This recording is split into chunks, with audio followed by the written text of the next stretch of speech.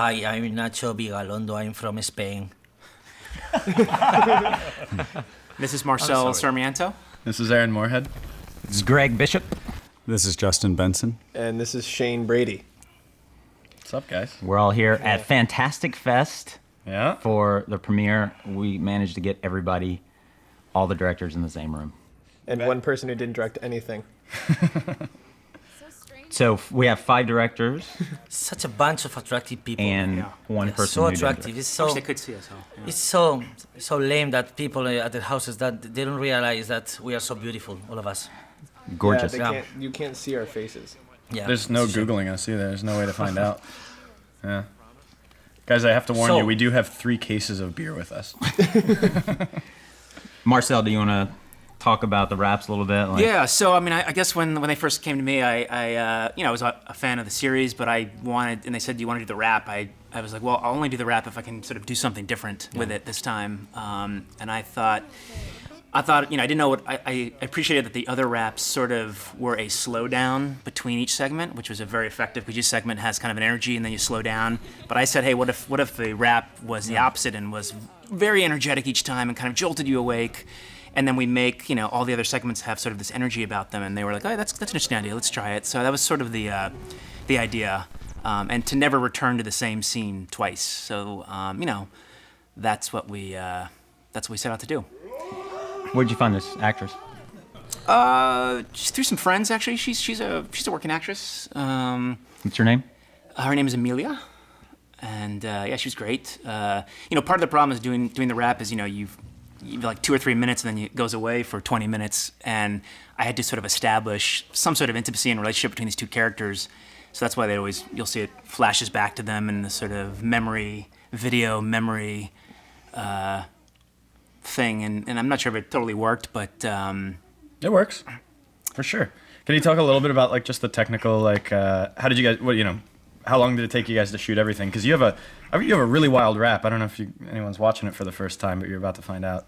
Yeah, it's probably a little too ambitious. We had like 4 days, a little less than 4 days, and the thing that really hurt us was that we needed police because we shot it in L.A. and every time you have a moving vehicle or someone in a vehicle, you need police on one end of each street, and they get paid what they get paid, and they deserve it. But there's no deals to be made there, and it just is a time suck. So it was hard, but I saw this viral video, which is sort of what this is a copy of some guy in his house watching a police chase, and then he went outside and the police chase went by. Oh, yeah, I saw that, yeah. And I thought, oh, that's really a good idea. Like, what's that story? Maybe that feels like it could be sort of a VHS rap.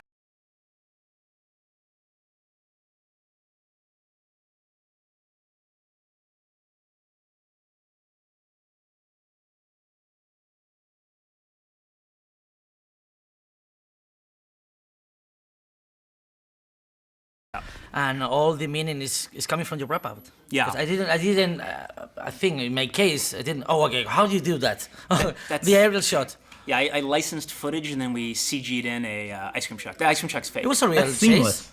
Oh, wait. Yeah, it's perfect. That is Are really the cop seamless. cars fake? No, the cop cars are real. The ice cream Wow. truck is fake. Yeah. Maybe I look like a third world director, but I'm really impressed with aerial shots. Yeah. Oh, Yeah. thanks. Yeah. Yeah. No, I mean, Brad, who's from, this is his sort of VHS is his baby. He told me that he wanted the third one to kind of wrap it up. So he said I had to take the existing mythology, which I had to be, I didn't quite understand it totally, and he said you need to kind of honor that and wrap it up by the end. So that was kind of my challenge. So. It's the first time the rap about is giving a meaning to the whole thing, apart from the different stories. Yeah. It's interesting. It's not just just about the VHS texture. It's not about the fan footage stuff. Is something else. Yeah. When you were making it and you fixated on this theme of basically. Sorry, I just saw boobs. By the way, that actress was married to a very famous director who, at the moment, I have a blank, but someone very famous. I'm trying to remember who. That's really cool. Yeah, no. But yeah, so the theme basically being about the obsession with fame in the internet culture, the viral video culture, that kind of thing.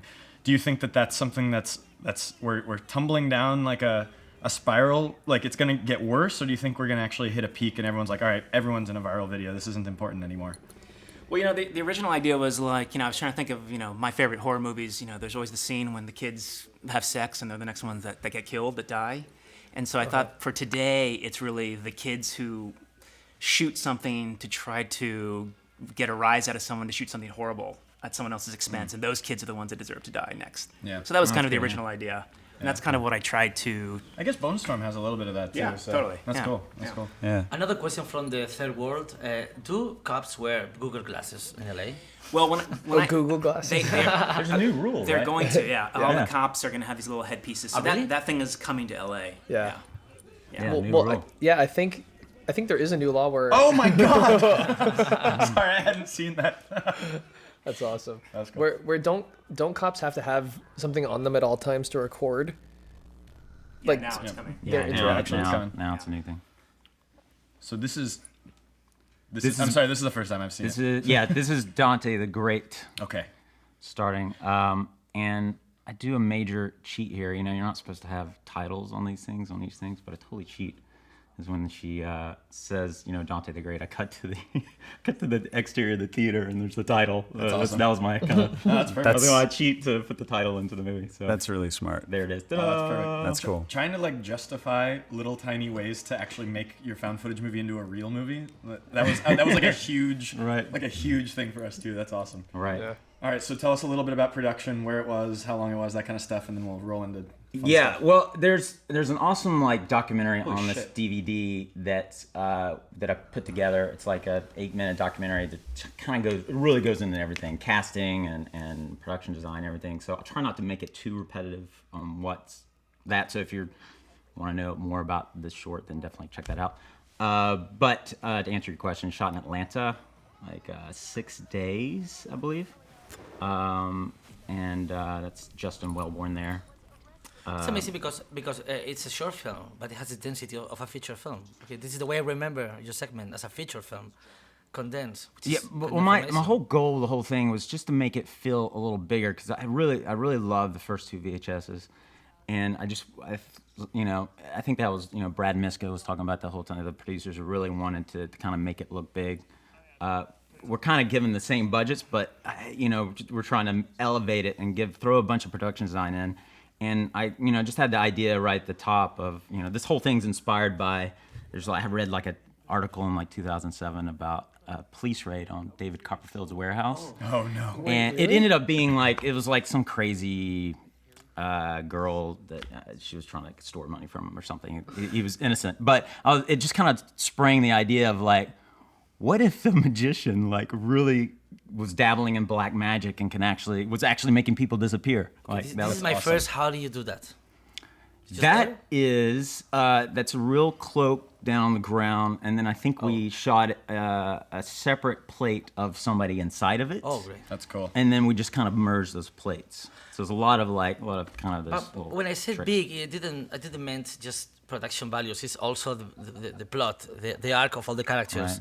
They have the density of a feature film density. Oh, cool. Yeah. Yeah. Okay, this guy has an arc. She has an arc. Right. A lot of details are given. A lot of. Yeah. It was fun. It was really fun to develop. And, She wanted to be a magician instead of a magician Yeah. assistant. yeah. Yeah. So another really good thing about yours is all of your little interview people all feel really real, which is always really hard to do. Yeah, They you're all right. feel very like. It's all in like that guy. That's Nathan Mobley. He was in my first feature film, The Other Side. Very talented guy. That's Carrie Keegan. She's like on VH1. She has a show on VH1. That's awesome. A lot of these people are people I worked with. That's Oh, I love this Corey couple. Ralph. This is such a good idea, man. Yeah, that guy. That's Blair Redford. He's on has his show called Satisfaction. Like these all the people I've worked with before. I knew they like for these little bits. They're just really talented actors, and you kind of don't worry about them. Whoa. What? Wait, this is so cool. Why have I not seen this? This is awesome. That's really cool. So we shot in this theater in it was actually in Alabama. It was I went to a film festival. It's called Sidewalk Film Festival. If you've never been there, it's an awesome film festival. And they were like, "Yeah, there's this theater. It's a 3,000 seater." I'm like, "There's not a 3,000 seater in Alabama." And sure enough, Do you personally make effects? Do you have an FX company or something? no, I have like 3 guys that are really good at it. Okay. A guy named Richard Swindell is really talented at it. Tori Haas some guys I've worked with and kind of brainstormed with before I shot. And because you feel so confident in effects in a good way. That is, for example, that reminds me of the movie Monsters. Yeah. The horror of special effects. This guy was really involved. It helps to know, like, at the end of the, kind of towards the end of the shoot, I was erasing wires. So, I don't have quite the knowledge that these guys do. They're really good at it. But I can do kind of more simple stuff, and I have a concept of how things work. So did you cast a magician to play this, or an actor just to perform magic? It's an actor to perform magic. So it's Justin Wellborn. He's on Justified right now. He's actually, nice. Cool. You guys watch that show. He's really talented. Now this effect, this is just sound, right? What's that? Oh, the That's real. Whoa. Okay, no. Whoa. Jesus, man. I was missing another sequence. So the idea, I guess, with the whole idea is there's a demon infested cloak. So the guy gets this magic cloak that has a demon in it, basically. And so my whole idea was never show the creature until it's literally the very last frame of the movie, where it kind of pops out. So you only see it through you see the hand in the shower. Here you'll see it kind of rise up here, which is all practical. This is kind of cool. We have it's a mattress there. It's all one shot, no effects. That we cut the mattress, so there's actually somebody inside that mattress spring lifting that up. Oh. And then she's all on wires, so then she gets kind of yanked around. That's really cool. So it's oh my God. I was referring this sequence where I was talking about the sound. Most of it is basically just by sound. Oh yeah. And somehow the cloak, I don't know how it did it, but it somehow popped up. It looked like it kind of just landed on top of her. I don't know. I don't know if she kicked it up or something, but it's kind of a nice. So is the idea that he is purposefully he's appeasing the cloak, or he's feeding the cloak? He has people? Basically, the idea is that he gets his magic powers. He has to feed this cloak in order to get the magic powers. It's very kind of.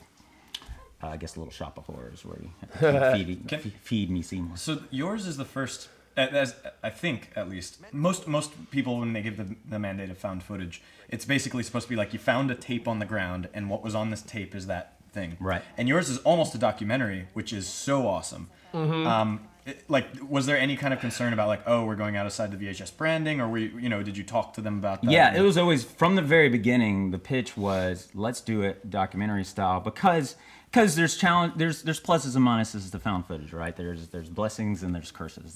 The blessings are that you get this great visceral images. You can kind of do these longer shots. The curses are you have an invisible lead character in that usually the person filming is not on camera, and it there's you guys always came up with great ways to kind of turn that around, and this way I figured if it's documentary style, you can kind of really sit the people down in front of the camera. You can hear everybody's point of views, and the other thing is justifying the camera. That's always the big one, right? It's constantly justifying the camera gets But then how many movies have you seen where you're just but you want to justify, but you also don't want to waste time being I gotta film this, I gotta document it. It's the worst. Yeah. Everybody's seen that 1,000 times, so it's you've got to go between having a character who's obsessed with filming everything, and also making sure that people are oh, this makes sense that they're filming it. And that was I also shitty balance. when I pitched it, I did pitch the idea that we would step outside of the found footage concept just for that kind of end scene, for a couple of reasons. One, it was we're kind of abandoning the tape idea. We're viral. It's a video that's it's a on little YouTube somewhere. Different. Yeah. And the producers were really down with it. They were just kind of it's kind of audiences are smart. They get it. They know what it's and it was kind of also justifying the camera. I felt like I was killing the story, trying to figure out why because when all hell breaks loose, I'm sorry, I'm putting down the camera, I'm running out of the room, I'm not going to film it, you know what I mean? Yeah. So that whole in-fight was, we had one idea of, it's kind of the Chronicle idea that he would float cameras up and kind of film them as, one, that was out of our budget range, and two, it was just kind of you know what, that would take me out of the movie faster than just kind of stepping out of... It reminds me, this strategy reminds me a lot the short film in which District 9 was inspired. Oh yeah. You remember that? Alive in Joburg? Yes. What was the name? Yes, that was.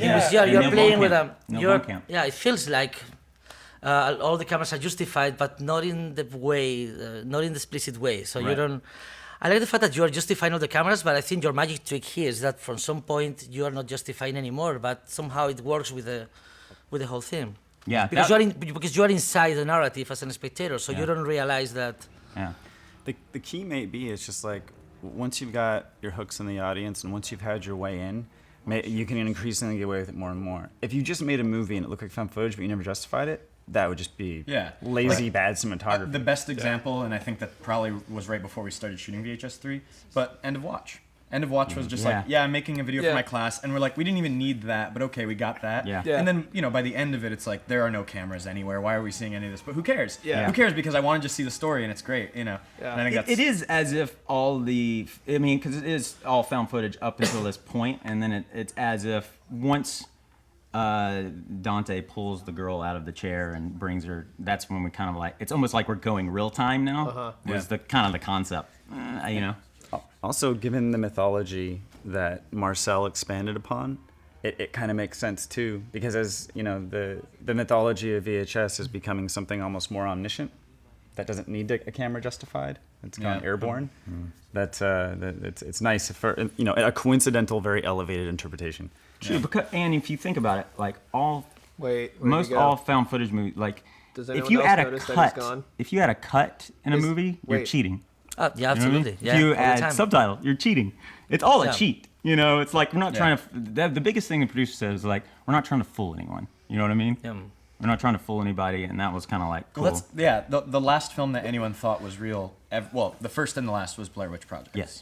Yes. And it's just like that's done now by a long shot. By a long shot. Right. And so at this point, it's just like just entertain, make it good, tell a good story, Yeah. that kind of stuff. But in terms of like actually making people think like this happened in our world. Yeah, right. You can It's not you gonna can happen. yeah, you can kind of you can cheat a little bit, you can flub a little bit, and you should, because if you try to convince them, you're going to fail, because nobody believes anything they see on tape anymore, no matter what it is. I love the fact that in the fight, which is awesome, I feel you are free as a director, right?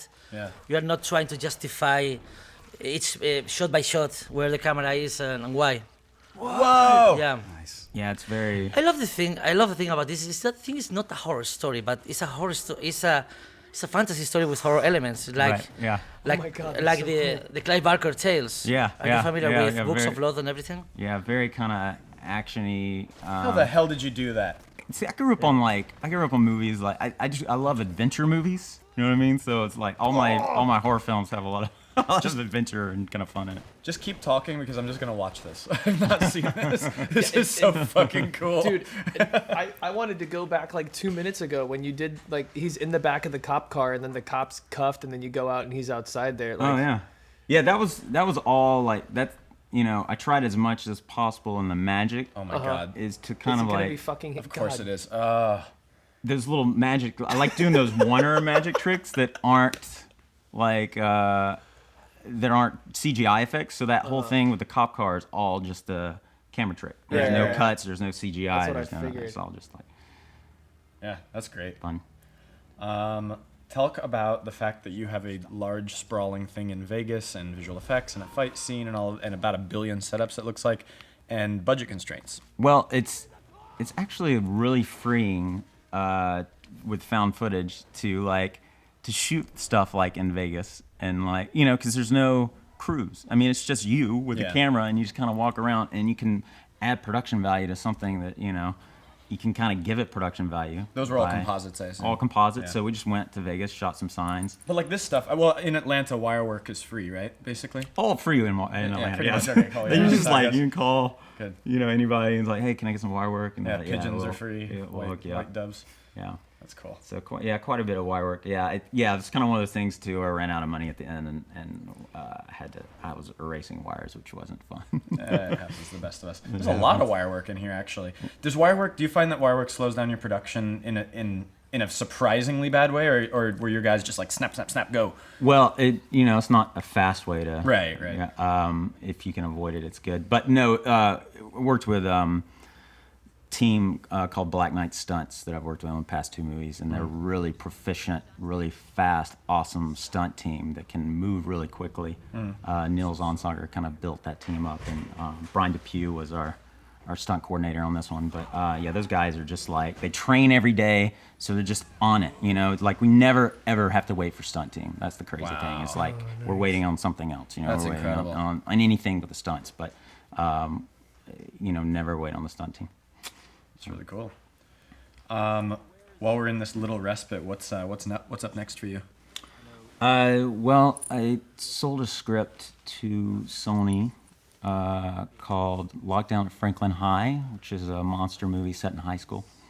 I wrote it with my friend Joe Ballerini, and Michael Bay is producing it, which is cool. I heard it. Wow. Yeah, I wrote a script called Transformers, and Oh, they're just you- like, and they're just like, hey, you know this exists already, right? Yeah. It's like, what?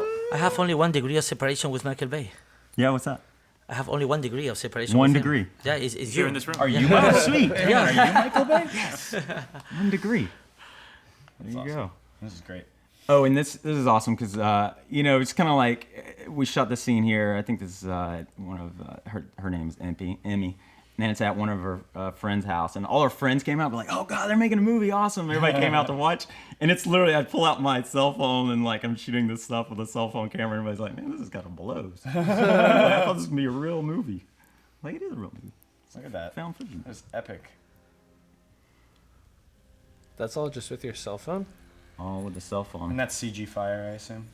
We didn't actually burn And anything. she is actually She's CG. CG. Actually Yeah. CG, yeah. She's obviously Well, she looks a little Jar Jar. he knows Binks-y. Michael Bay. I think he can get a CG girl pretty easily.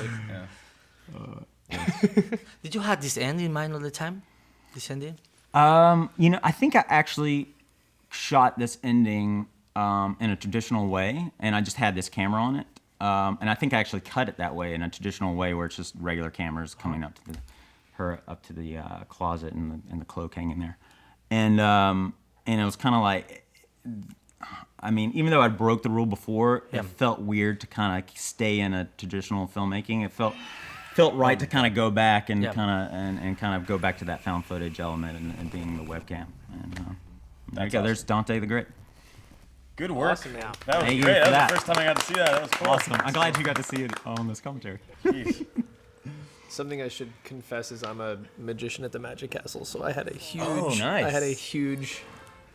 I'm gonna be PG. I No, had you a don't have huge to be. infatuation with that, aka boner. That's great. Got it. That's good. That's what infatuation is. That is what boners. an infatuation. Yeah, is. I grew up on that magic style. I love that stuff. All right. So you're shooting at night. It's very dark. Running around. Marcel, talk Yeah. about the production of actually being on set right now. Well, this was a problem because we specifically picked a freeway overpass for the majority of the scene because it had like 4 freeways crossing each other, and there were all these lights. And the night that we showed up to shoot, a transformer blew and all the lights were out. Oh my God. So we literally Yeah. not Those lights? on this bridge, but when we get to the second part, which is the the guy getting dragged, which Yeah. you guys make a cameo in, we had no light, so we had to scramble and try to figure out what to do. It was our last night, and we obviously couldn't bring in giant lights to light up a freeway, so it was tough. But here we're just trying to like bring it out into the world. There's actually supposed to be more where you see who's driving. So that is a CG truck still? No, that was real. Okay, you got yeah, it no, real. we got a real. Okay. We dressed up a real ice cream truck. Yeah. Great. By the way, but typical of LA and like picture vehicles, they gave us the ice cream truck, and then we were like, and they were like, oh, you want it to run? Well, it can't run fast past 15 miles an hour. You gotta be kidding. What? You know? Are you? So we were like, we didn't know that until it like appeared on set. So things like that. But Wait, were they actually like confused when you're like, yeah, I actually want to be able to drive like a car? yeah, they were in the police cars too. The police cars, we were permitted where the police cars could only drive so fast and they couldn't skid. Because if they skid and there was any damage to the tires, we would get charged twice as much. Do you know what I gotta say though? Is like a 20 mile an hour, 15 mile an hour chase. Like it does not look fast. It looks weird in the coolest way. It's very unnerving. Yeah. Like, Yeah. and that's very unnerving. You're just like, well, you can't really catch him. It won't stop. You can't just stop the car.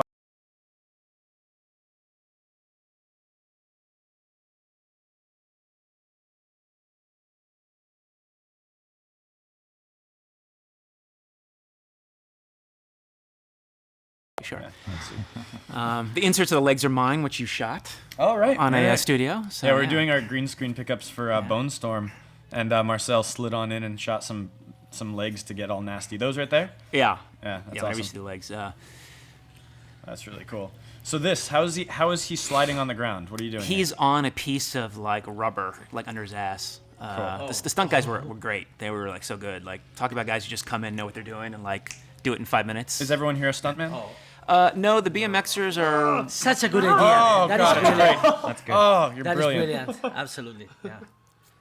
Yeah, well, this is the set that had no light, Oh my god. so that's why it's kind of murky. I out love there. that so much because everyone knows. It's a story in which is based on speed and vehicles and movement. Yeah. That is Yeah. totally new. Huh? Yeah. Yeah, everyone has like done that thing where you scrape your toe a little bit, Yeah, the littlest bit on the sidewalk. Yeah. or like God just saves all of your nerve endings that are left over for like the very tip of your toe. So to see somebody get his whole foot eviscerated, Oh, that's really sweet.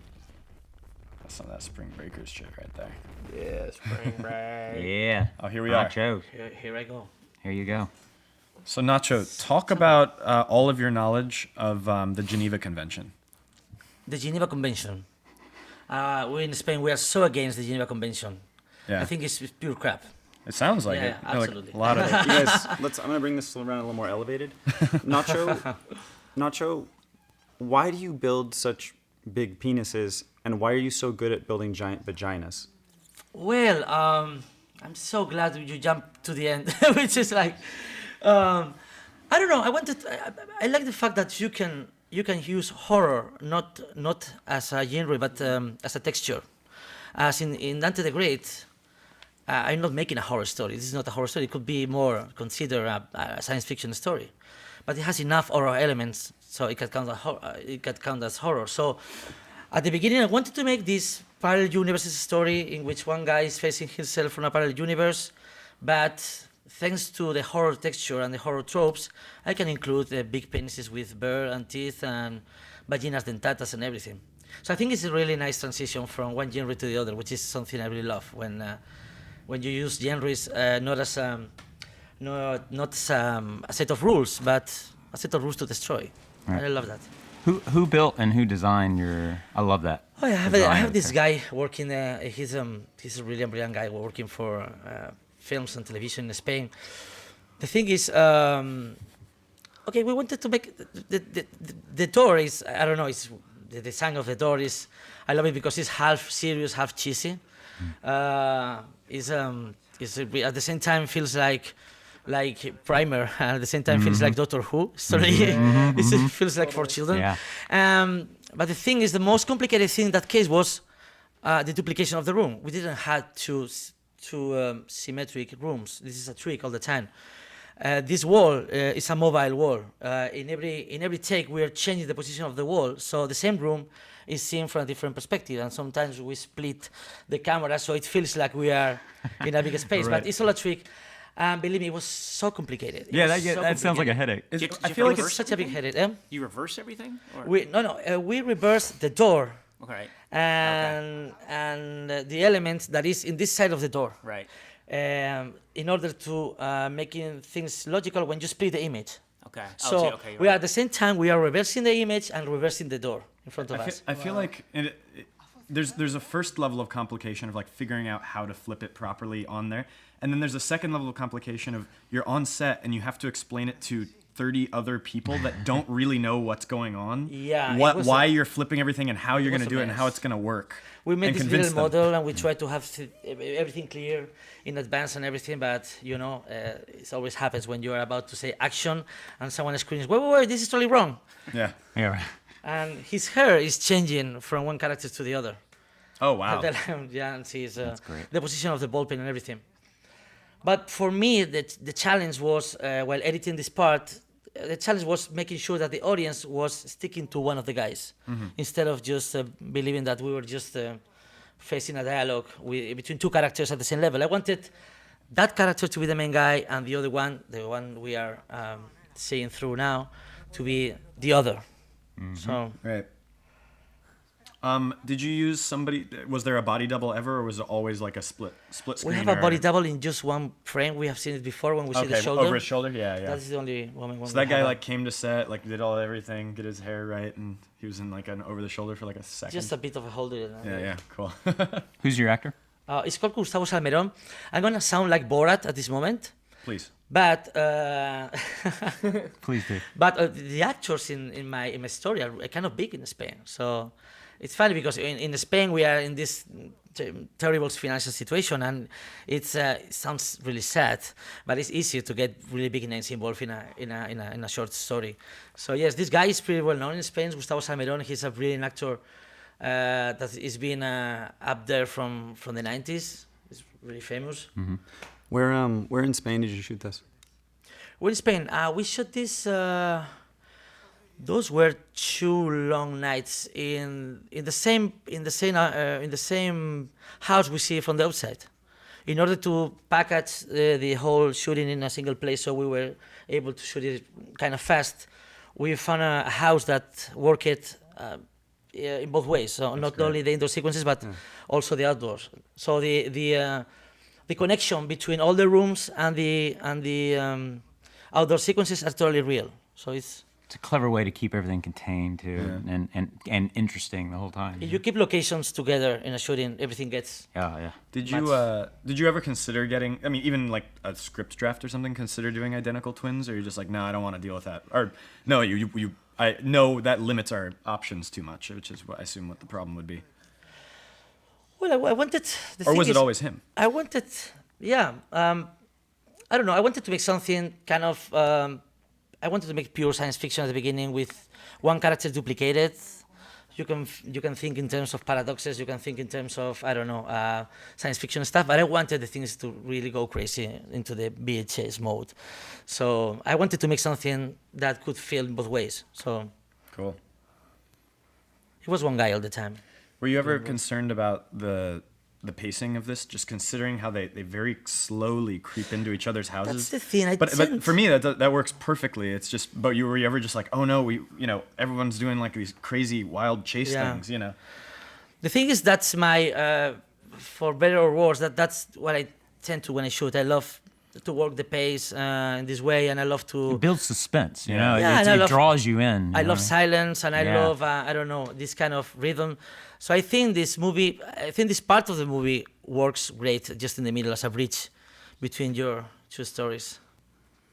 The little bag of meat. Is there any specific idea that came from? I can actually have a reason of behind the bag of meat. I could explain it, but once we turn off the microphones, because it's funnier if people don't know what's happening with the bag of meat. But I think, I have in my mind a reason for the relationship between this kind of sexual ceremony that is about to happen and the bag filled with meat. Oh, it's wonderful. That's great. This actress is one of the most prestigious actors right now in Spain. She's Mariana Alvarez. She won the Spanish Oscar last year. And she's so amazing. It's so easy to work with her. And you gave her a big monster vagina. That's right, yeah. Okay, so I think I haven't seen this yet. I don't know if you guys have. So the fact that you guys keep talking about big monster vaginas. Okay, wait and see. Yeah, just wait and see. Yeah. It's like there's a trailer inside the commentary. It's so weird. Well, I think you can kind of assume anyone watching the commentary. I hope that's not the first time they've seen it. That sounds like the worst way to see a movie I can imagine. Yeah. Yeah. Do you want to know nothing about anything but hear people talking in the background about vaginas? Well, then watch it. So the basement, the other floors, the pool, it's everything in the same place. So the continuity is totally real. Okay, these 2 guys we see here. That one's you. And the other one's you as well, right? It's another split screen effect. It would be great. They both are kind of famous in Spain. They are cool comedians in Spain. They are called Venga Monjas. They make this kind of surreal humor, and they are really popular on the internet. It's so funny that these guys are doing this kind of role, which is funny but really dark at the same time. So in Spain, your segment's going to be like a dream come true for Sorry? Spain. Like everyone's going to know these people, and this is like an amazing cast. Yeah, absolutely. Yeah. I have to recognize that this is an amazing cast. They And should it's just really, chop out all the others and just present yours. yeah. Slow it down and. Would you say that this short represents all of Spain, if no one knows anything about Spain? About Spain. What does your short films represent about US? I don't know. When you make a movie in a country that has financial problems, everything tends to be a metaphor. But I think in this case, I think that in this case, I just wanted to talk about, I don't know, I felt like the main character sometimes when the times when I had a girlfriend and I had to write a script and I'm just working all the time in my little basement and I just kind of I'm becoming a boring guy. Just wanted to face these two universes in which the main difference is the different approach to religion, because this universe is Satanist, and sex. In the first universe, they don't fuck anymore. I wanted to make that somehow clear. And in this sex, I don't know. It feels like this universe is filled with I don't know, sexual predators with monster genitals, and I found really funny to show that even in that world, when everything is filled with sexual predators, a couple can be bored of themselves. Yeah. This footage on the TV is awesome, by the way. But did Yeah. you go shoot it, or did you actually just see it and somehow it worked? We shot it. It's a little puppet. We are making tricks with the perspective, so it feels like a human. Well, I was wondering if like people were watching you do this like burning ceremony, but I guess if it's just a little. And you hear porn. Yeah. porn stuff is Something that's in this, like for example, Time Crimes to me is like unique for Spanish cinema, at least stuff I see, in that it's sort of secular sci-fi, whereas I feel like usually genre cinema in Spain is so steeped in Catholic mythology, like whether it's Rec or it's the orphanage, or it's of course. it's all that stuff, Abre los Ojos, and then here you just went full Satanist. Yeah. Well, I think that I read about this a few time ago. If you stick to Satanism, you're somehow still close to Christianism, because Satanism is just the opposite of the Christianism. So you're still close. It's more offensive to deny the existence of Satan to one who is religious than it is to make a movie about Satanism. I don't know. I think you could ask a priest about that. If they're like, I worship Satan, he's like, well, at least you believe. I don't know if he'd be into that. But the thing is, if you believe in Satan, you believe in God. So you're still in the same structure. You're dealing with the same thing. This is my favorite part of it. Feels like a surreal theatrical play. Also, thank you for the balls of basically placing your camera in this very odd way and just kind of locking it down forever. It's so uncomfortable. The framing is like just slightly not right, and that's like really, really cool, you know? Yeah. Just like kind of an anti-cinematic, but that's just what makes it feel so unnerving. And the thing is, her tone is filled with gravitas. It feels like, I don't know, this traditional theatrical play. She feels like, I don't know, a Lorca play or something. Yeah. And he is so ridiculous. He's like a child at this moment.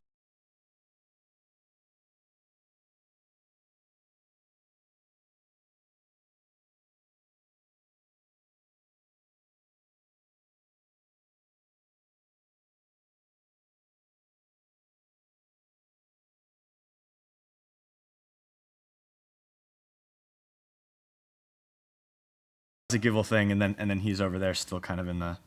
Yeah, it doesn't work In the moonlight? I don't know. It doesn't work as a good frame because the composition is kind of wrong. But that's what's awesome. And the about light is working a wrong way, and you have to play these kind of tricks, because if you put the camera in a good position and you keep the scene goes like this, it's not feeling like found footage anymore. That's It would be always like, Right. that was always the challenge that I think we all faced, is like, how bad is bad, how good is good. What you know what I mean? Yeah. It's always that balance with the found footage stuff. I love this thing. Yeah, this Yeah. this thing is really cool. Wow. My first idea was making a found footage story in which the camera is all the time on the tripod, but I wasn't able to find a way to make something funny out of that. But it was my initial purpose. Let's Right. okay. Oh, it's so cool. Yeah. That thing is weird. Is that, how'd you shoot that? How'd you get that? CGI is Just it's added just it. CGI. Yeah. We are. I'm so glad that the house works so great in the inside, and the front side is so great. I feel so fortunate about this location. Yeah. Yeah. When you compose the Zeppelin thing with one friend just sent me an email, because apparently in most of the stories involving parallel universes, when they show the other universe, like in Fringe or Watchmen, and so there are always Zeppelins on Earth. They're always what? Zeppelins. Huh. Zeppelins, the how do you call this? Zeppelins. Yeah, Zeppelin. Zeppelins, yeah. So in all parallel universe stories in popular culture, they tend to be Zeppelins. I don't know why, but I put another Zeppelin. I don't know You just have to do it. Yeah. If everyone I else don't does it. know. Like there has to be a reason. where that came from. Faces on fire. That's Have great. you not been watching? I have. No, been I'm just watching. kidding. Now faces are on fire. And that's just a digital effect. Did you do anything else on set to? It's a mix of practical light and Oh, really? Oh, you so digital. you put practical lights on we there. put practical lights. That's yeah, great. Because thought- otherwise it Wouldn't wouldn't light work up. that well. Yeah. Yeah. Thought Spanish It's a mix Craigslist of- might have like glow face men you could put an ad for. Okay, don't worry. The big vagina is approaching us. That's just a great look. I love that. Like You it's know, such I a great wanted- visual with I it. wanted this. The whole story is playing with symmetry all the time. I wanted to. Oh my god. Okay, we have this. What? Yeah, it's a hand. It's a puppet. Okay. No. It's, I love the bird, by the way. I love the bird. Is that or is that someone's real dick? Okay, I can show you something later. Good. Thanks, dude. Yeah. I want in the story from the very beginning there was she was sexually threat by the guy threatened. Threatened. Yeah. She was threatened by the guy. I found it so that for once we're going to threat the guy also. We want to make something that is yeah. It's the way to go. Tell us, and I haven't seen your segment at least completed, but I think I hear music underneath our commentary. Yeah. Did you tell us who did your score? the guy. I use a guy which is also kind of popular in Spain. He's an indie composer. He makes music for commercials and TV and so. He's the guy that is talking the Satanism stuff from the biggest speakers from the Zeppelin. He's called Manu Sanchez. Antona is the name of his group. He's a brilliant guy that works really fast. I gave him a reference.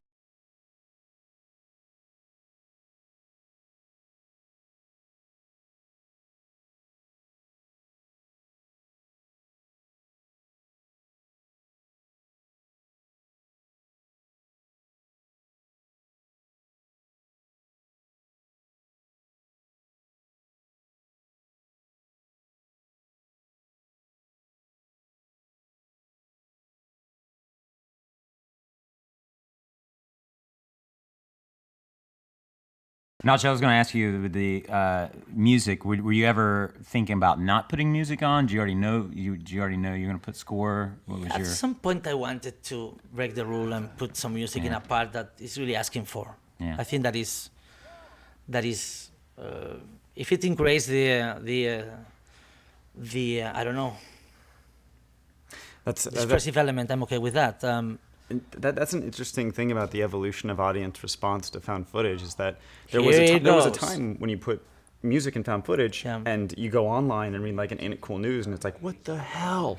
Yeah. Why does this found footage have music? And now everyone does it. No the- one, Okay, here you go. Sorry.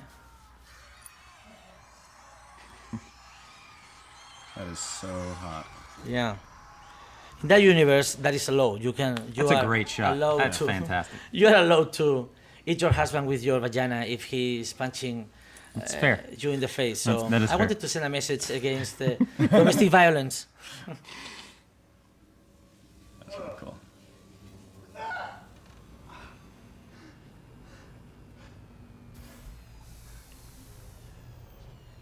So is this has this always been your ending? Yes, I needed the end to have this kind of this kind of old horror comic books from magazines like Creepy or I don't know. All these stories tend to have a moral element, and I needed him to be punished as what happens in many other horror stories. And I wanted to push the symmetry of both universes. In both universes, he gets punished by his own wife pretending he's the other guy. So I think nice. that makes a good closure. The Easy is the company I had in mind, the Easy Comics.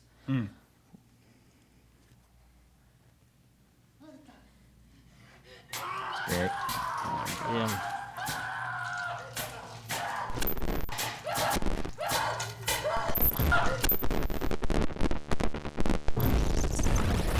now that there might actually be. Yeah, Nacho. So good. All right. I feel so happy to be here, people. So happy. Yeah. Well, actually, we should mention that, since Nacho lives in Spain, we actually have not met until today. This is the Yeah. first Or time yesterday. First time. all of us in the same room at the same time. Yeah. That's the pretty first good. time. Nacho, I've already told 3 people this, but I had this idealized image of you in my head, and you met it somehow. Like you are that idealized Thank you. Nacho. Thank you. All right, so we're back. Marcel. Back to the rap, yeah. Things are getting more and more absurd now. Good, good. Yeah.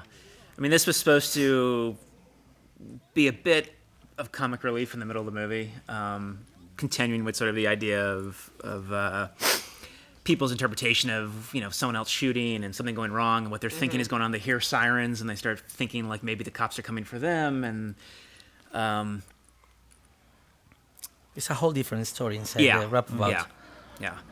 I mean, the idea really was like every time you come back for your 2-minute little break, to sort of be in a different little mini story, and just sort of be jolted back into the action. Yeah.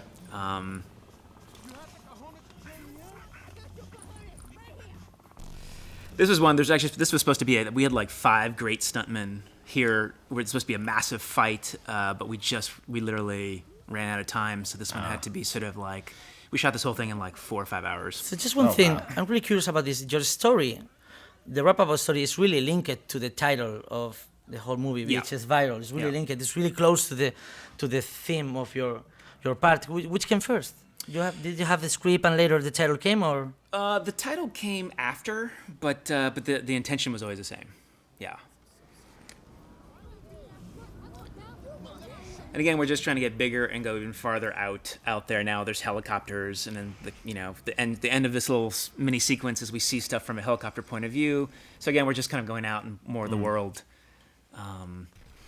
Well, also, like, from a Oh my God, that's so Oh great. no. so cute, man. How many dogs did you have to kill to get that shot? We went So through about you'd 3 actually- dogs. 3 dogs? Yeah. Oh no. This one lived the Are you longest. always going to kill a dog in all your I'm gonna try. in all those short stories? Yeah. So unfortunately, you don't really get to see the fight because we couldn't do it. So you just sort of see the aftermath. Yeah. Because we shot the aftermath first. But it's one of those kind of things. What do you do? I mean, I think that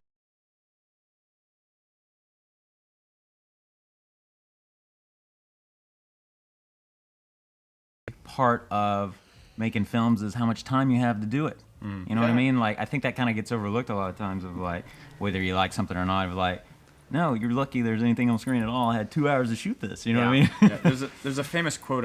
I think it's Fincher, but he said like, if you want to know what a director is, it's when the sun's going down and you absolutely have to get 5 shots and you can only get 2, and that's when it's Yeah. like that's when the Yeah. hard decisions are made. Yeah. Yeah. Yeah. We Still turned out awesome, by the way. Look at that. Solving problems in real time in the shooting. There's no way you can learn to do this thing in a film school, because It's every all- every problem has a totally different nature. Yeah. So Yeah. you never. You can't learn from books. It's all Yeah. Right. hands-on. All right. How did you do that? This? He's actually completely on green screen right now. And Oh, we really? just shot an empty. Yeah. So just so that you know, we have Shane Brady, who's behind the camera, with us today. Hello. Can This- Aaron? Can you talk about how you found these 2 actors for your film? We You and Justin. Well, Justin actually was like, well, if we put up an ad on Craigslist or on like a casting breakdown or something that says looking for actors that can skate, every single actor is going to reply saying, yes, of course I can skate, and then go learn how to skate. And they're going to be terrible at it, and they're not going to be authentic at all. If we didn't cast real skateboarders, this segment would be ridiculous. Yeah. So if we can give you kind of a mental image of the 2 of us going to skate parks where nobody's over the age of like 18 there, and we're just like scoping out who are the best skaters who have like a lot of like, who look awesome and seem like they have a good personality and they're fun. And then we'd actually just have to walk up to him and be like, hey, we're casting the new VHS movie. Like, can we get your number? And then we did a little callback. And It was the creepiest we've ever been in our lives, and that's saying a lot. yeah, it is. When I saw this the first time, I'm a really big fan of Jackass, the Yeah, program, yeah, the yeah. show. Yeah. I realized, okay, they didn't have GoPros at the time. It's Yeah. so sad. Right. Yeah. Yeah, that would have been incredible. I mean, for this to be totally legit, it'd have to be in 4:3 and have that wide angle lens Yeah. cut off vignette on the angle. Well, actually, there's standard def like cameras, like non HD cameras, is still like Yeah. the skate video makers nowadays say like it has to be 4:3 on a VX 2000. That is like that is the true way of doing it. I mean, that camera is like 15 years old, and that's the only way they do it nowadays. So, funnily enough, I've been playing hockey my whole life, so I had my rollerblades to do all these like low shots with the camera, and I've never been so petrified because I've been skating literally since I was like 4 years old. And Aaron would say, "Hey, take this very expensive, very important camera that cannot be destroyed, and I want you to hold it as low to the ground as you can, following these skaters." And you know, like hockey skating and skating at these bowls are totally different. And actually, when you see Justin and Aaron here in the bowl, Justin is wearing those same rollerblades. Okay, we have Those are just right. seen split screen fan footage stuff. This is totally We decided we wanted to make it Split look screen like an footage, okay. edited. We wanted to make it look like someone edited it and put it on YouTube, Yeah. you know, rather than we actually What is- used to even have like a title on it, like a lo-fi title. What's the and next all thing? Doing a fan footage with stop motion. Oh, yeah. That would- Yeah. that. There's one of the skaters, Nick, who has the long blonde hair. He actually has a tattoo on his ankle that has like a really goofy looking pair of rollerblades, like really goofy, and it says "Death Before Disgrace." He like hates rollerbladers. He hates them. Aaron, can you talk about when we all met for the very first time and I asked a very genuine question about how often they clean their skateboard wheels? I think that was it. I think that made it into the movie. You actually asked them like, "How long do you?" There was like the longest, most awkward silence of all time. Yeah. You're like, and I think you even followed it up like trying to save it. You're like, "Because I clean my rollerblade wheels all the time." Because I do. Because like for roller hockey, you have to clean that shit all the time. Otherwise, they gunk up and you're not near as fast as at all. So like, here I am, like 5 years their senior, and I'm like, hey, so how, like, asking a genuine question. How often do you How- guys clean your skateboarding Dude, wheels? how uncool did you feel immediately? Like they gained higher status So within it's not 4 minutes. it's not cleaning the ball from inside your computer mouse back in those days. No, it's like that for roller hockey, but apparently not for skateboarders. Justin, can you talk a little bit about how we got this scene? About How we did this scene? Oh, we basically we sat them there and we would just ask them questions. Usually having to do with, you know, tell us about the last girl you hooked up with, tell us about the last fight you got in, and they'd get so into it they would forget the camera was even there, and sometimes we'd yell to cut, and they'd just be like, wait, what? Yeah. And they would just completely Yeah. forget we were rolling. Yeah. What's a really cool thing is these guys didn't know each other before, and they actually live in like 2.5 hours apart from each other, and now they chill out all the time. They became like instant best friends. Yeah. It was really cool. I hope they manage to make another 10 VHS movies because they are getting crazier. Yeah. That is so. Yeah. I love to see Keep the making limit. Yeah. I love the fact that in all our stories we are not we don't use horror as a starting point. We're shooting something totally out of horror, and it becomes Yeah. horror because of, I don't know. I think it's The way we horror should, by but- default, but I think being more exciting is I think that making an unexciting movie is maybe a crime. You know, at the very least, I don't mean like it has to be pulse pounding, but you know, it's got to at least interest you, hold your interest. What's Aaron, up? tell me about this shoot day. Well, not this specifically, but tell me about the rest of that shoot day we just saw. The TJ day? We went to Tijuana. We went to Tijuana. Nice. Yeah, we actually only had one of them. We only had one of the actors with us, but you Yes. can't tell. There used to be 3 directors, one got kidnapped. Yeah. When we were going back across the border guy just like looked at us shamefully and just said, I cannot believe you brought expensive camera Yeah. gear over with you to Tijuana. It's pretty stunning. Was that my camera? Yeah, it was no, actually. no, shut up. It was mine. No, that was mine. That was my T2. That was actually, yeah. That man's in the room with us right now. Yeah. I find so brave that everything we are going to say for the rest of the story is shot in broad daylight under this Yeah. kind of cruel sun. Daylight horror. You're breaking the first horror, the first rule. You're not shooting this story. Wait, it's actually the second or third time we've broken that rule in horror. And Yeah. and there's something really nightmarish about really awful things happening in broad daylight. Yeah. It's really, really hard to sell effects, though. It's so hard. Oh, really? Oh my god, makes your job. You mean 1,000 times harder. CGI? Huh? You mean CGI is Yeah. more complicated than night? Not CGI. Well, CGI and practical effects. Because if a practical effect is like 80% there, in the dark it's fine. in the light. It's Oh not yeah, I fine. understand. Did you Yeah, guys do yeah, all super your own effects? Are you guys effects savvy? We brought in Vincent Guastini to do all of our practical effects, who nailed it. There's like, I don't know, there's like 30 practical effects in this, And they're all and he so awesome. and like a the best pinch hitter you've ever seen. Like came in and just knocked it Nice. out of the park all day, every day. Yeah.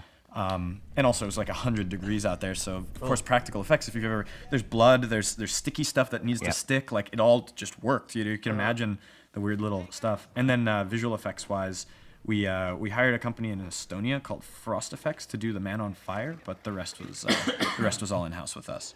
Oh, and we had a volunteer, Michael Matzer, who was really awesome. Came in and did some Both you composite guys stuff. doing Justin and Aaron. I both of you guys. stand over Aaron's shoulder and I say things like, "Why is it not good? Do it better. Go faster." Fair enough. I'm And extremely valuable. Well, he's in a that. director. I mean, you have to direct me somehow. Yeah, I don't know what yeah. else to do, you know. So yeah. Was it what kind of? Was it all compositing stuff? What kind of It was stuff were you pretty doing? much exclusively compositing. I don't really have 2.5D stuff. Oh, painting out. There's because the cameras are so wide angled, the GoPros. The crew, no matter where we put them, the crew was all over the place. And in Visible, fact, you can yeah. still catch it over. You'll see them. There's the tiniest little blue bumps of our pop-up tents that I never painted out because there's kind of a ditch next to the ditch, and they were down in the ditch, but the top of them would just peek in, and you'll see them all there they are right there, blue way in the background. He's jumping. Yeah. No one cares. No one cares. No one cared. But yeah, there's like If I don't know. everybody's paying attention to those blue tints, you failed. No, Yeah. there were like 150 shots, 150 VFX shots, mostly Nice. like that, like lighting that on fire. Like we didn't light that, and that little thing that's fake. But a lot of it was paint outs because just crew would be kind of walking all over the place, and it's a very wide angle. Right. So yeah, hopefully we didn't. I'm pretty sure we caught all of them. Over that ditch that way, there was a dead body on our second day of shooting. That's true. That is correct. There were helicopters everywhere because there was just a dead What? body. They And found. it casted this really weird like, wait, we wanted to accidentally stumble upon dead bodies, not Actually, amusingly, up in the top left, there's just a bunch of like residential houses. Yeah. And sometimes I'd paint them out, and sometimes I'd leave them if the shot was fast enough. Where are you guys right there? We're actually in. Where the hell were we? Montebello. Montebello, California, which is like 30 minutes from LA.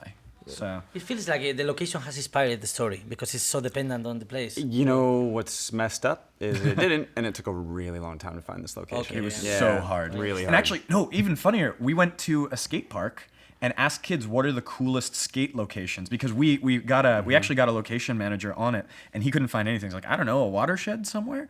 And we're like, well, that's not going to work. It's not a watershed. It's a ditch. You don't skate watersheds. Yeah. And so, well, you do, but not like this, not high performance kind of stuff.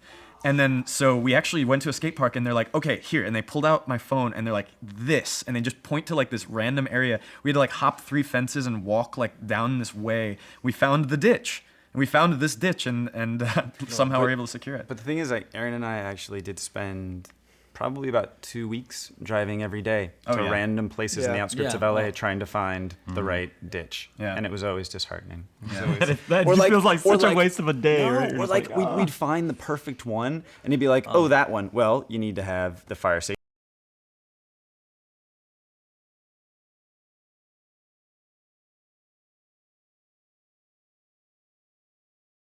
Anything's worth it to get the actual film shot, but yeah. And Time is so ticking people at home know these budgets are not big. They Oh, are, yeah, no. They, I like to say they're about the equivalent of, you could do a 3 guys in a room talking really comfortably, Yeah. and that's about it. But, Yeah. but I think that's the cool thing. I think everybody kind of, Bands like you together. guys really like try to make something really Right. awesome and Who are big. these And You people too, attacking man. this guy? All of Who us. are these people attacking this guy? Oh, It's the it's the some- cloaked guys? Yeah. I love that they are a mix of legends. Yeah, So yeah. the Yeah. textures and everything. Exactly. The idea that Aaron and I were thinking was just that, things that you just hint at a whole bunch of stuff that you never entirely explain your monster. That's always the way to go, right? Because yeah. once you Yeah. deconstruct it too much, it always falls apart. Yep. But the idea that we told our action choreographer and our wardrobe person and everything was just that. So here's the thing. There was this segment of the occult in Conquistadors that came over Oh. to Spain when they met the Aztecs, and they kind of remained their own thing. So it's not exactly Santa Muerte. It's not exactly that. It's something older from the old world. And they would have swords Yeah. and all, and it was just this totally invented mythology, and that this was the day that if someone arrived, if the ceremony went right and the blood got in the right places, they would raise this horrifying monster from that sewer grate. Which, I by the way, feel so brave to shoot all this stuff just right under the sun with no shadows anywhere. It's Yeah, that's awesome. such a bold decision, man. And it came out it's so badass. Yeah, that's pretty cool. And all of these guys that look just the creepiest guys ever were just the absolute nicest people I've ever they're met. so nice, yeah. Ever met. They're like we're- Stuntmen are the greatest. Yeah, yeah, because we're all like under the sun, you know, baking, working long hours, and everyone's just like, yeah, totally, man. Like, are you comfortable with this? Is this okay if I do this? Okay, cool, action. You know what's really fun is I've always obviously had a bit of a thing for like action stunts, that kind of stuff. I love it to death. Yeah. And originally we were like, oh, we can just have the guys, you know, the skaters do it. But there is a thing about being able to compose for action, being able to understand what's happening, all that. So a lot of the time we do the scene when they were in the shot, and then I'd put the helmet on and put on their wardrobe and then redo it. So it was exhausting, but also really, really, really, really satisfying to actually be able to get in there and feel like a ninja for once instead of like this nerd behind the camera. I felt really cool. See, I did that. I smashed that. I felt great about Yeah, that. that's Aaron Moorhead smashing. Yeah, I think it really upset not upset. They were sad that they couldn't smash it, but I don't. You know, it happens. Justin, talk about when we were pitching this and writing it a little bit. This scene in particular. Sorry, that's what I mean. Where he turns up the music. Basically, it's the idea in found footage of like, yo, you can put a score in now, and audiences, they won't question it. But we thought it was really fun to have all the music be completely motivated. So at the beginning, it feels like someone was making a skate video, and thus they put the music in. And here, at this point, in the escalation of the battle, it would build to this point where he basically gets bloodlust, turns up the music, and that becomes the score to the battle, the music playing great. from the iPad. And this It's kind of a clever way to motivate music within found footage. You don't Right. have to do it that way, but we'd never seen that before. Right. And this was kind of like in terms of like him getting bloodlust, because of course like that's when we start taking liberties with found footage, being like, oh, is this real? No, Great this isn't real. graphics, This is by the more. way. Thank you. That's Actually, awesome. this was our volunteer Michael Matzer who rocked it out. But yeah, it was kind of like, oh, is this real? No, I mean, these kids basically think they're in a video game. In a way. I mean, it's still supposed to be happening. There's still a threat looming, of course, of instant death. But these guys, like, who are raised on caffeine and video games and skateboarding and buying 40s at the store and chilling out in the sun and smoking weed, like, when they get the chance to, like, go in, like, a serious fight for their lives, it's not terrifying. It's exciting as hell for them. They love it. And that's like, yeah, I mean, of course there's fight or flight, and flight would have probably kicked in, but we love the idea that maybe they would just fight, and not only that, but they'd win. Yeah. Like, how cool is that? That is It's so like, against the horror principles, because Yeah. it's Yeah, like, okay, your main exactly. character doesn't give a fuck about what's happening. No. Yeah. Not only is it horror principles where it's like, okay, 4 went in, so only Yeah. one maybe makes it out. That's the expectation. Yeah. But our idea was like any variation except that, and then especially in the mythology of VHS, where typically, and it's great, it worked in all your guys' segments. We're like, let's just have the one where everyone doesn't die. Let's just try it. Let's see. But it kind of like it just changes it. You know, it's unpredictable because that's the expectation. And Shane, really quick, just because we're about to leave you on the ground here, talk about being on the ground for 2 days. Well, I was happy to do it. To be quite honest, for me as an actor, that's fun for me. Like being plunged into incredibly cold waters or being out in the sun or whatever, like that's rock and roll to me. That's like, yes, that's fucking badass. Whatever we can do to like make the shot awesome, right? And that's, it's a great idea in theory and in execution, but when you were I love literally underneath the sun all day. It was the profound kindness of everyone on set that made it fine. You know, because everyone would come up to me and go, dude, you're doing such a fucking good job laying down, not moving under the sun. It's so hot. I was like, Most people would complain though, so that's like Yeah. really cool. You just did it. Like, You and guys I gotta don't talk blame about. you. You gotta talk about these Yeah. skeleton guys. Can I, They're like, can awesome. I actually lead in for Aaron? Aaron and I are a writing directing team, and Aaron's like the development producer on every single thing I write. I can't write it without him. And this was the one time ever that we worked together that I've written something that I wasn't sure he could do it. Visual effects. I thought we were just gonna do it. I don't know what I was thinking. We were rushed. We were tired, and like I thought maybe we'll do it practically. Skeletons fighting, and it did turn out to be this massive visual effects job that I take my hat off to Aaron. He completely killed it. very quick story as well. Our producer, David Lawson. So Aaron, he worked on these visual effects shots all day, every day. That's all he ever did, was just like making these guys look literally like skeletons. And it was jokingly making him crazy. Sorry, I love that shot. Yeah, I love that shot too. Where at one point, they were on like instant message, and David goes, "You really need to get back to compositing those things," or what was it? Like, you really need to stop.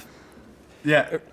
I can't What the heck remember. was it? It was something to the effect of, "You really need to get back to compositing those things," because Aaron was talking about how crazy it was making him, and Aaron thought it was a producer saying, "Look, time to stop slacking off. You really need to get back on those visual effects shots." I was about to fucking kill him. I was about to kill all him. It was Aaron like did. 2 months every day. It was insane. Do you want to talk about how you did the skeletons? What were you doing Yeah, exactly? actually, all it really is. So it's men in suits, Yep. you know, in skeleton suits, and then just frame by frame, I just chopped out little pieces of their arms. Were they wearing green or No, anything? no, no. It was black and then muscly garbage, you know. Okay, so and you're I painting just, in the yeah, background. I painted Oh, in the background God. frame, but also on GoPro and stuff. But actually, that was the saving grace, is the fact that no frame is the same, so Yeah. the eye can't really track what's different and notice the problem. Great. But I mean, there's some, you know, I mean, if you go frame by frame, any compositor would probably kill me. But You also animated their mouths. You made oh their yeah, mouths. animated their mouths. Yeah, yeah.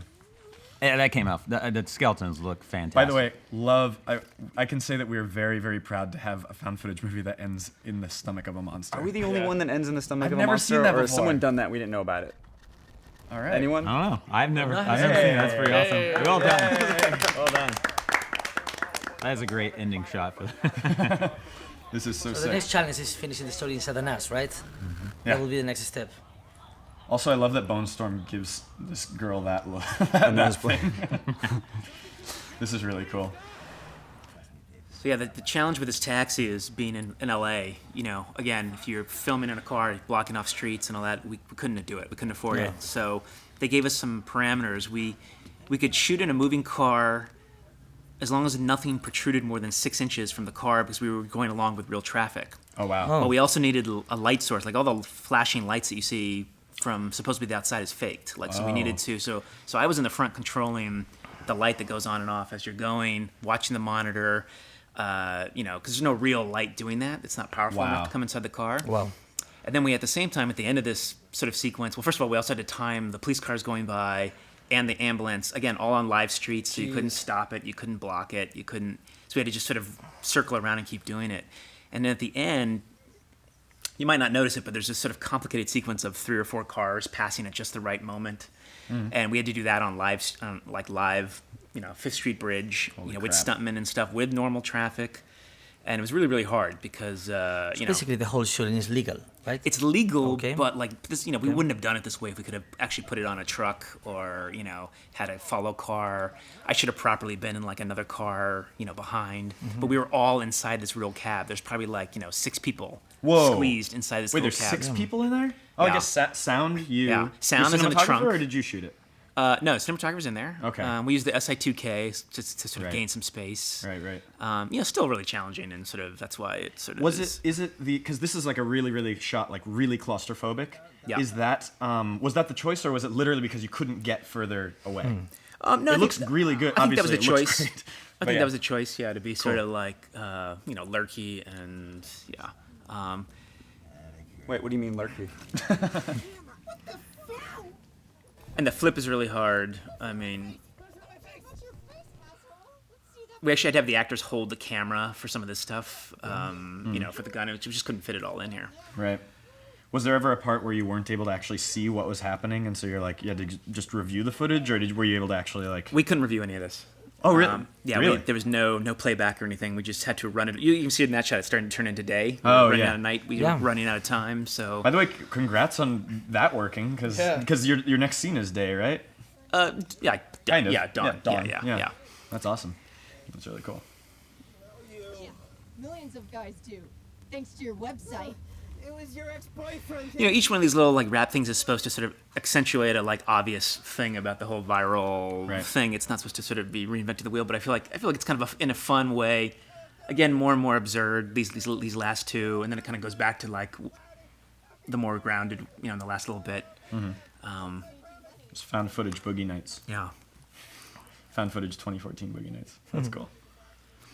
Also, all the times that people would pull up beside the taxi and looking to see what we were doing. No. We couldn't use those shots, so it's like. Wait, what? Like they would look in and just Oh, yeah. see like naked girl. Because we with- did have stuff and lights, and there was a girl taking her clothes off. Oh, so you and- looked like a production yeah, vehicle. Kind yeah, of. yeah. Okay, wow. There are wires all over the car, and Right. you know. So this was the hard thing because the actual cars had to time to with this Wow. effect shot. Yeah. Oh my god, that was so Talk awesome. about Wow. that. That was sweet. That's awesome. Yeah, it was just CGI CG. car. How yeah. many Yeah. cars did you flip in CG? we did puppets. destroy a bunch of CG. I mean, that shot does look fantastic. That's great.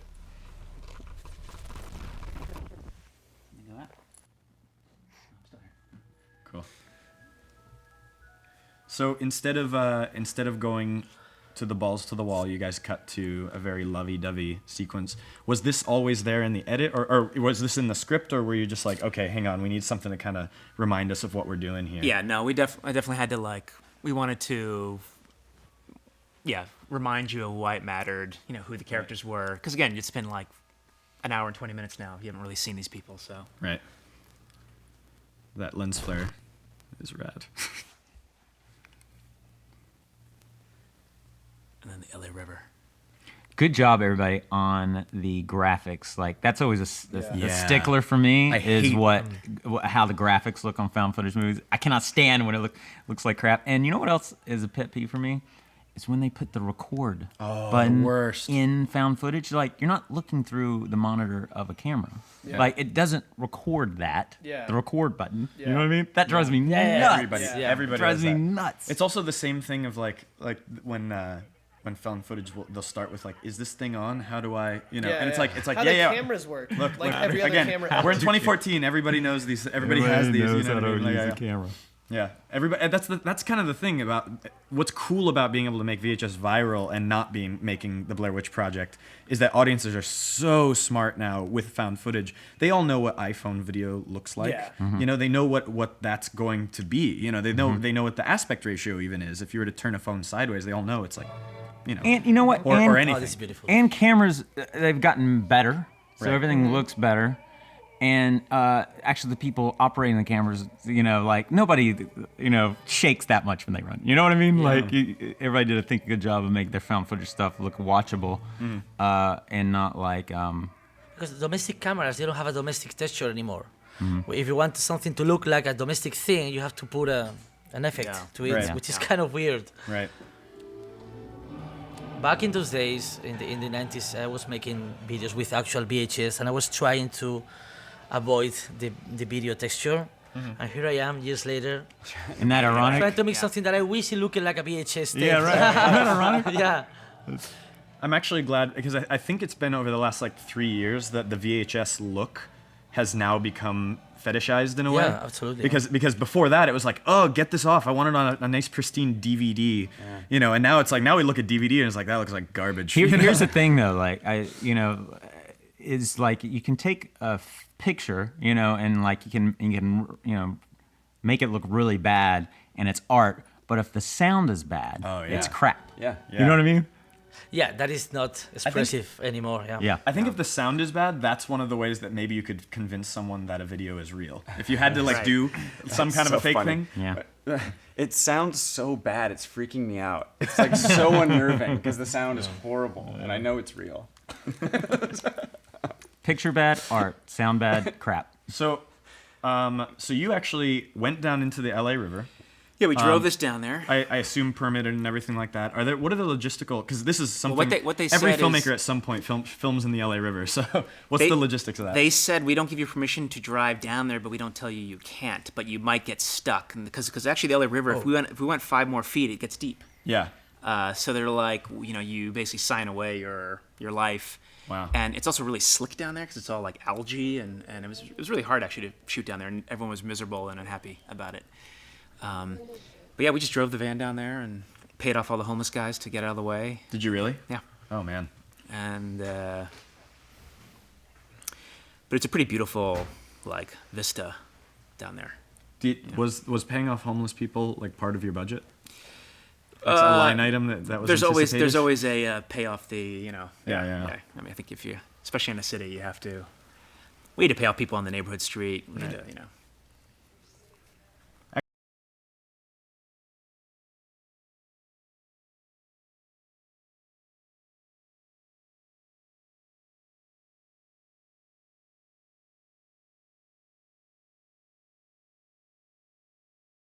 pay me to shut it off. That's going to be great. And I'm going to spend that on a landscaper. That's why I shoot in Atlanta. Yeah. Yeah, when we were doing the barbecue sequence, the house behind was like, I think we're gonna have a party that night. Oh my God. So In Spain, if you shoot something on the street, people are afraid because they think that you can steal their souls with the camera. Oh, really?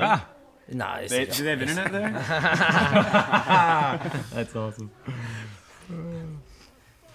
This sequence is so awesome, by the way. Yeah, it is. Her like getting smashed up. So is this Yeah. a series of edits, or did you find a practical way to actually? no, I mean her on all the TVs. No. Oh no. I mean, yeah, like the image on the TV of her like smashing her head and getting worse and worse and worse. Was that something where you actually like, I don't know, had like a big plate of garbage next to her, or like, you know, like big plate of like blood? No, it's different applications of makeup. Got it, You know, cool. edits, yeah, and then a little bit of visual flourish added. It's good.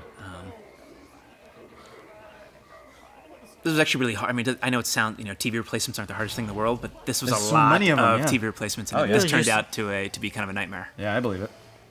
And to have them still look real like TVs. Right. Yeah, I mean, all the She becomes the Toxic Avenger somehow. The what? The Toxic Avenger. The Toxic Avenger from the trauma. Oh, Toxic Avenger, yeah. I'm sorry for my English. Yeah. Yeah, you should. I'm sorry. I'm apologizing the whole audience hearing this.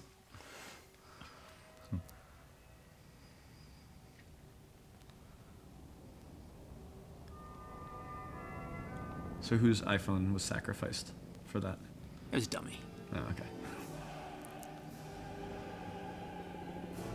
It was a fake. It was a fake cell phone. Yeah. Just like my penis. Yeah, exactly. It was a puppet phone. Oh yeah, perfect. puppet penis. You can tweet that. Nacho Vigalando's cell phone is a fake piece of penis. That's And I don't really know if you cool. see a helicopter. Yeah, crashing. yeah.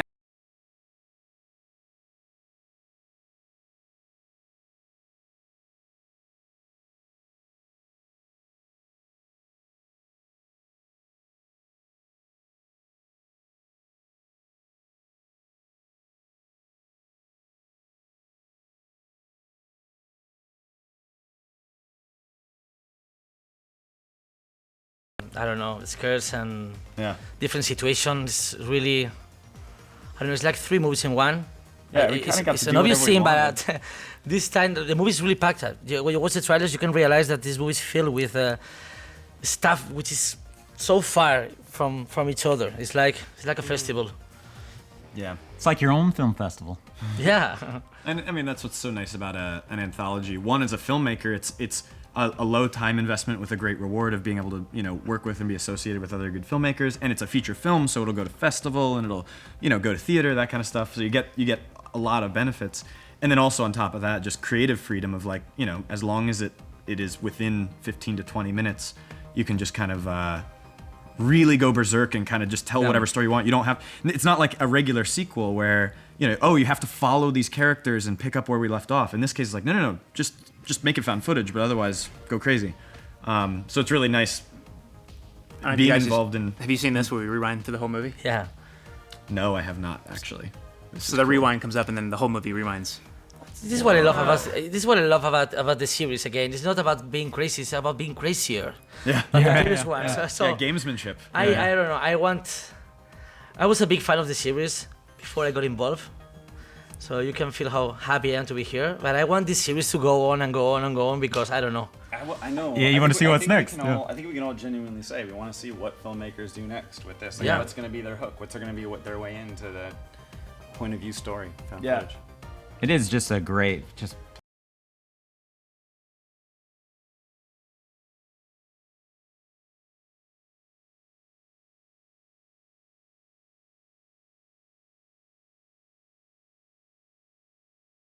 like you take a lot of leaps that you wouldn't in a feature film. I think we should also say, even though there's very low budget, I mean, look at all these fucking names that Yeah, are scrolling so by. many I mean, names. this is a long credit sequence. There's a lot of people that. I think I am a lot. completely out of favors in LA. Yeah. I think that was everybody. Thank you guys so much.